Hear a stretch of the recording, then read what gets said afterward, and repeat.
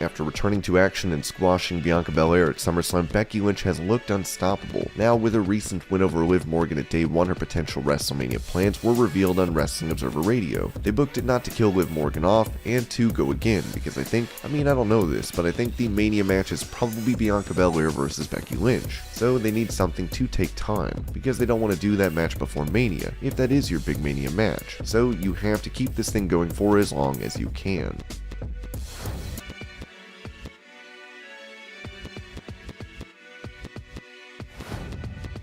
Speaking of Jon Moxley, he's been out of action since November due to him entering a rehab program for alcohol. Now, it seems his in-ring return has been announced. As Pro Wrestling Overtime wrote, GCW announcement, Homicide versus Moxley at Hammerstein Ballroom on January 23rd. On Saturday, Homicide won the Do or Die Rumble at GCW Dive 4 to earn a shot at Moxley's GCW World title, as fans should be excited to see Mox back in the ring.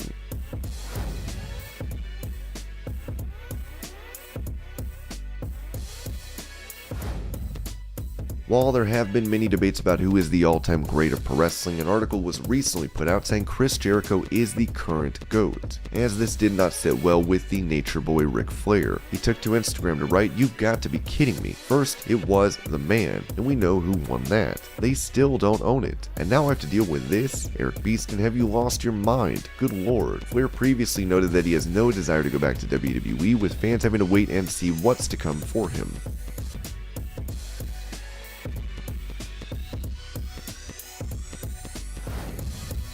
Following her WWE release, Scarlett Bordeaux is keeping herself busy with other projects, as she recently had to shut down her custom requests on OnlyFans due to the overwhelming response. "Hey everyone, I got a massive outpour for custom requests, and I will be closing them until I've been able to respond and look at all of them. I put a lot of work into every request that I do, and if I pick up your custom, I will get back to you, so thanks for the patience. I'll also be getting a list of clothing together soon as well. A lot of people asked about Kiss cards as well, so here is what they look like. They're $100 each while supplies last, so DM me ASAP. Oh, and roasts are still $50 via text and $100 for a video roast."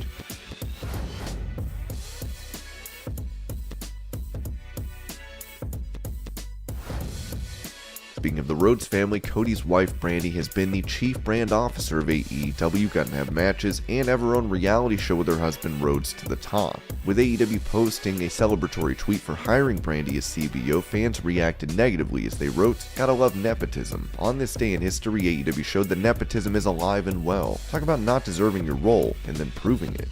I'm not intending to throw salt on an open wound, but most brand officers have a visible media presence on things like diversity, growth of the brand, new marketing opportunities, etc. But even on the AEW website, under news, she is totally invisible. Is there an actual CBO job?" And lastly, one user said, "Just keep her away from the show, please."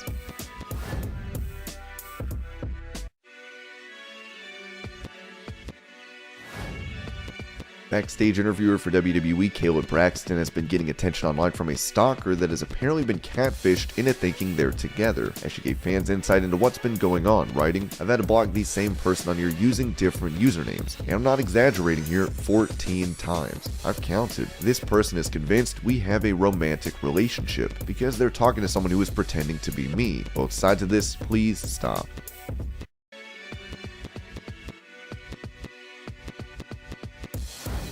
NXT star Odyssey Jones came to WWE after playing football for Syracuse University. Now it seems he's landed in hot water, with him sharing a post on Instagram ridiculing a transgender man that gave birth, being outraged over nurses calling him mom. This led to the Twitter account Trans Gaps, which covers the trans wrestling community, calling out the star. "We are sorry to learn that NXT wrestler Odyssey Jones is transphobic.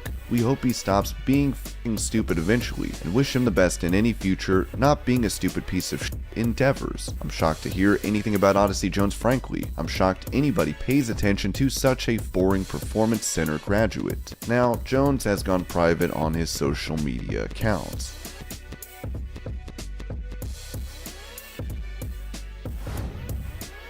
After Andrade's match at Triple Mania where the Nature Boy was in his corner, many were under the impression that we'd see Ric Flair make his way to AEW. Following the plane ride from Hell controversy, that talk died down. Now Andrade has taken to Twitter to tease Flair making his AEW debut as he wrote, "Hello, Kid Darby Allin, nice to meet you, Sir Sting. Remember, I have many friends in the business, but just one father-in-law."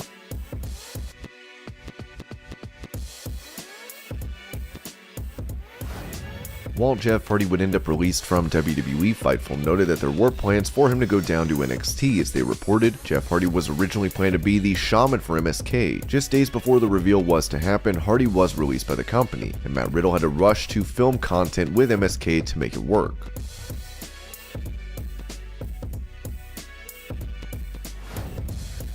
While many fans expected Big E to retain his title at the most recent pay-per-view, Roman Reigns would test positive for COVID, which led to Brock Lesnar being added to and winning the match. WWE and Fox would post a graphic that seemed to indicate that the original plan was for Big E to retain his title in the Fatal 4-Way. Now, a new report from Dave Meltzer and Sports Illustrated reveals the initial plans. The original scripted plan for the show was for Big E to lose the championship, but to Seth Rollins, who had tested positive for COVID-19 last week, and the champion instead lost his title to Lesnar as the result of another positive test. Ringside News would also report that plans for the feud between Lesnar, Reigns, and Heyman will not change due to Day 1, as we should see the storyline culminate at WrestleMania.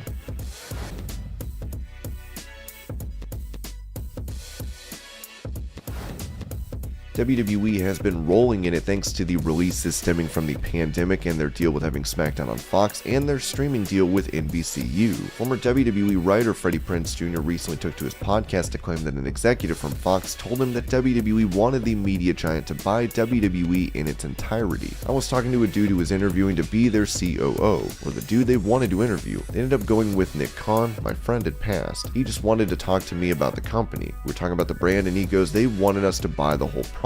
He was an executive at Fox. They wanted us to buy the whole brand, but the number they wanted wasn't a number we were going to pay, so we licensed SmackDown instead. I said, were you even considering the job? No, I just wanted to talk to you and make sure I wasn't crazy and losing my mind. It's a crazy place to work. You have a nice job in LA. Your family's in LA, stay in LA. I knew they were going to sell a long time ago off that, and that hit me like a ton of bricks. With WWE issuing a statement regarding changes being made to NXT 2.0, WWE would release Road Dogg and their senior VP of Consumer Products. It was then reported that William Regal and Dave Kapoor were also fired. Fightful has now noted that even more have been let go, including Hideki Suzuki, Timothy Thatcher, Danny Burch, and Kathy Carino. Many were shocked to learn that William Regal was cut, as superstars reacted. Former WWE star Johnny Gargano wrote, if it wasn't for William Regal, a lot of your favorite guys wouldn't be on television. He got so many of us indie guys an opportunity. He will never take credit for that, but he deserves his flowers for helping and molding this generation of wrestlers. Cora Jade said, I've gotten the chance to form relationships and learn from so many of these great people, one of them being William Regal, who is truly a genius and is always there for anyone. Any question, advice, etc., I'm so grateful to have learned from him over the past year and so many others. James Drake would tweet, William Regal is the man responsible for the inception of NXT UK. Throughout 2016, he traveled around the UK independent scene to find the 16 participants for the WWE UK tournament. I will never forget him phoning me up with an offer to leave the 9-to-5 life behind me. At the time, I didn't have a big UK independent name. I was working shows around Morecambe and the holiday camps. Without him, I wouldn't be where I am today. There would be no FS4 Wrestling UK or this version of the GYV. He lives and breathes this job. Thank you. And Jonah Rock would write, William Regal is invaluable when it comes to knowledge in professional wrestling. The key words I keep thinking about are professional wrestling.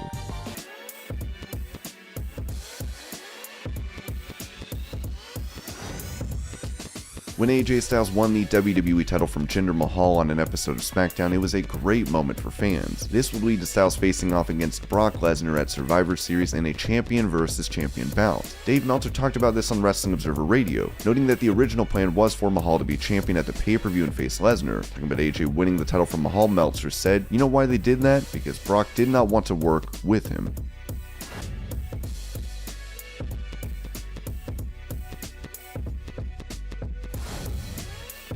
With WWE releasing many of Triple H's closest confidants from NXT, Ringside News reported that we asked around about WWE firing Triple H's people from NXT, and whether it was a conspiracy. It's not only 100% legit, but it was also personal. The source said, you're not a conspiracy theorist. It was Triple H's people, specifically Triple H's people, and it was all intentional. While Triple H still has Shawn Michaels and Samoa Joe, it remains to be seen how the landscape of NXT changes going forward.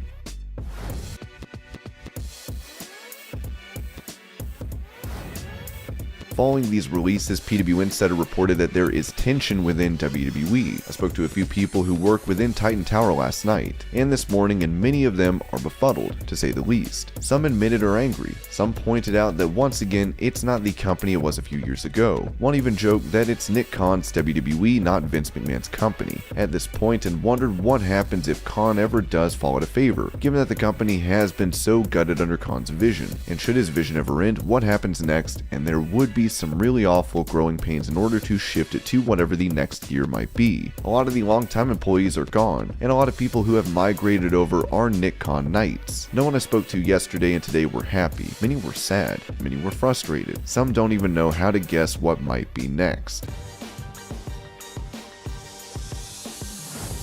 With WWE gutting NXT and releasing many superstars and backstage officials, another big name has been let go, as Sean Ross Sapp reported. Samoa Joe has been released by WWE. Fightful was confirmed with the company, with many of Triple H's confidants like Road Dogg, Scott Armstrong, Dave Kapoor, William Regal, and now Samoa Joe being let go. It remains to be seen what happens with Triple H and NXT. With Ringside News reporting that these releases were a personal shot at the game, it looks as though Triple H may no longer have much influence over the brand.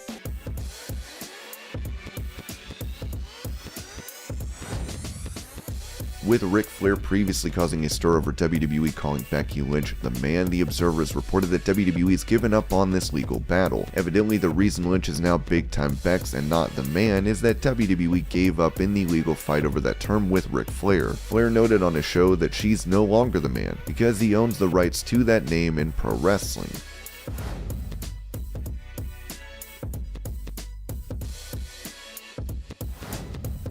WWE previously announced that Drew McIntyre would be out of action, with this being due to a neck injury. Meltzer would report that McIntyre will go through an evaluation and determine if he needs surgery. Legitimately, McIntyre's neck has been bothering him for months, and if he kept going, he was on the way to major surgery. As of a few days ago, the plan was for McIntyre to have the neck looked at extensively over the next week. There's really nothing more known until it's fully examined. The hope is that it's not bad, and he can come back soon, at least by Mania, and then he won't need surgery, which will put him out for months. But right now, nobody knows. From a timing standpoint, it wasn't good because SmackDown has no other full-time top faces.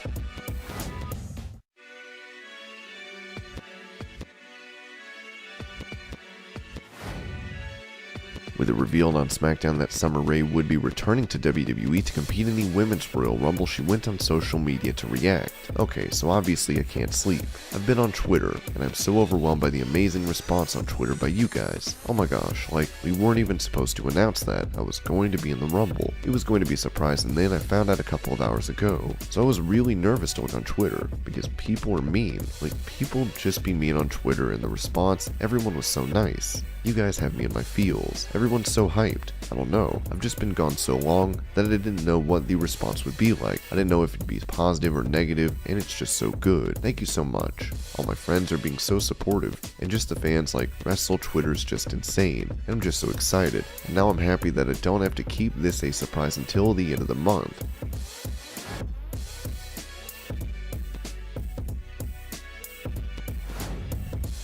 With former AEW star Big Swole saying that there is work to be done in the promotion when it comes to diversity, Tony Khan would react and even take a shot at Swole's wrestling abilities. On her podcast, Swole opened up on the AEW president's reaction, saying, "When I read the TK tweet, it was not necessarily sent to me, but I got a text message saying, do not respond to him, it's not worth it." At that time, I was already a little zooted, because it was about to be New Year's. I looked at it, and I was like, wow, this is a lot. Overall, I'm very disappointed. A person with that pedigree should know how to respond in a way that doesn't come off in the most negative way possible. I was very disappointed, embarrassed even, embarrassed for the people that are there. I really couldn't believe it. Did he even listen to the podcast? Obviously not, because it went completely off the rails. You went completely to counting brown people. If it was truly about counting brown people, it would be naming certain demographics.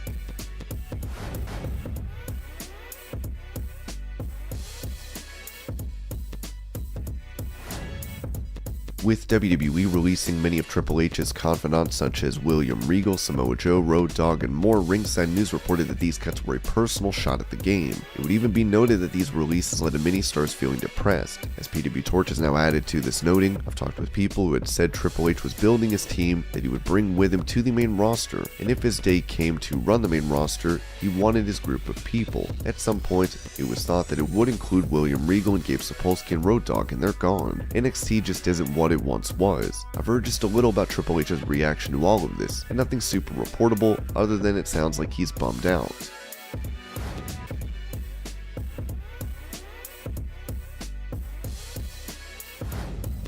With WWE announcing that the Impact Knockouts champion Mickie James would be coming back to the promotion for the Women's Royal Rumble, Dutch Mantel would drag the company on his podcast, saying I think they wanted Mickie James, and she is not signed to anything with them, right? She is not on contract for a year or anything of that sort. I believe WWE just needs some names in there, but they get rid of these people and then they say, wow, wish she was still here now. We would have someone to go to, forgetting that if she had stayed, they would have killed her off anyway. This company is just difficult to figure out. A lot of the stuff they do makes absolutely no sense. Impact executive Scott D'Amore would react to WWE's announcement on Twitter, writing, well.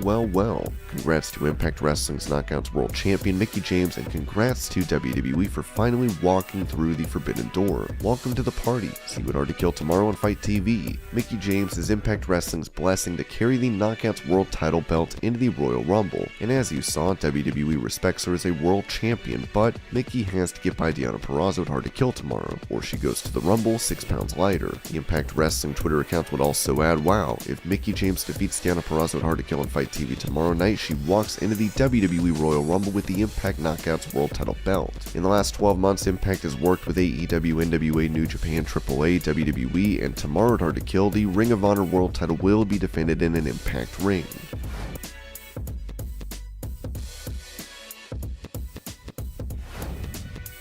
It was previously reported that Sasha Banks could have suffered an injury during a live event match against Charlotte. While Banks would initially say she was fine after the fact, WWE has announced that she is injured and will be taking time away from the ring, with them writing, breaking. Sasha Banks is expected to be out of action for 6 to 8 weeks after suffering a foot injury Sunday evening at a WWE live event in Fayetteville, North Carolina. Sasha would react to this post writing, enjoy it ladies, cause when I come back, I'm coming back. For everything. 30 women just got real lucky. In additional news, Fightful would report that WWE was aware Banks would be out of action prior to this announcement. Fightful Select learned that although the absence was announced Saturday, WWE Creative was pretty clear in that Banks wouldn't be available as early as January 3rd, after the injury occurred that prior weekend. Leading into that Raw, Fightful was told that Sasha Banks wasn't expected for the Royal Rumble, and that creatively the company should plan accordingly. As it turns out, Banks is expected to be out for 6 to 8 weeks. As the timetable indicates, she's not expected to have to miss WrestleMania, and that has been relayed to people of influence in the company as well.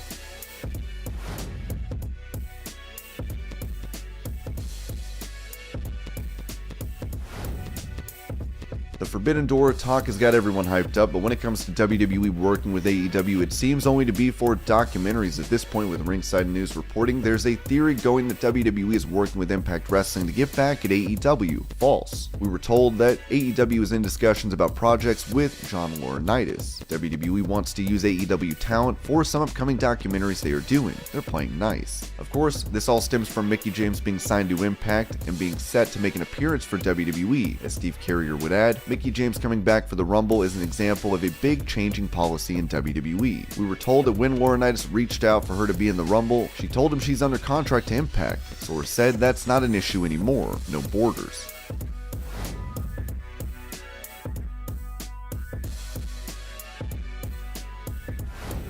Kenny Omega would end up trending on Twitter due to him praising those in the women's division. While many were supportive of Omega's comments, one fan said, "You're also ignoring my questions ultimately. Why is he not weird to you and you feel strongly enough about him to jump to his defense on Twitter?" Omega would reply, "You're tweeting a whole lot about questionable activity. When your profile picture boasts you inappropriately touching a child you may or may not have abducted, go away. The picture just looks like a dad holding his daughter," as the man indicated this in a reply to Omega. With Omega responding, "Sure, brah, likely story. The boys are gonna love you in the slammer." Another fan would write, "Kenny, that's not a good comeback. Will you disavow your friend Marty Skrull, the pedophile?" Omega then wrote, "Will you bump up Corny's oxygen so he can maybe get through a podcast without wheezing through every word? It's harsh on the ears from what I hear." And this would lead to Jim Cornette saying, "Not sure why Twinkle Toes is referencing me in a completely unrelated conversation I'm not involved in, but he needs hobbies and attention. Hey dipsh, I'm not as harsh on the ears as your ballet routines are on people's eyes, and I'm wheezing from laughing at your attempts to wrestle."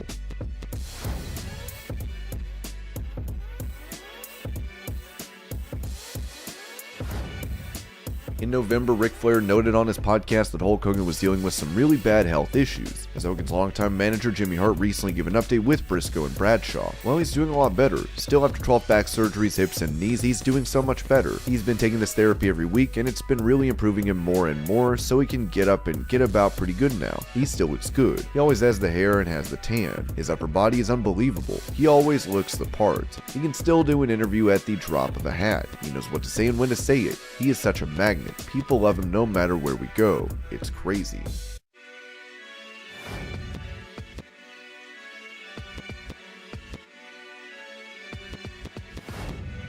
Given the announcements made by WWE of those making their way back to the company for an appearance at the Royal Rumble, Paige would end up trending. With many wanting to see her back in action, she reacted writing, "Wait, I was trending again? I mean, it is January. I tell you what though, it does feel awesome to see so many people even after 4 years miss me wrestling."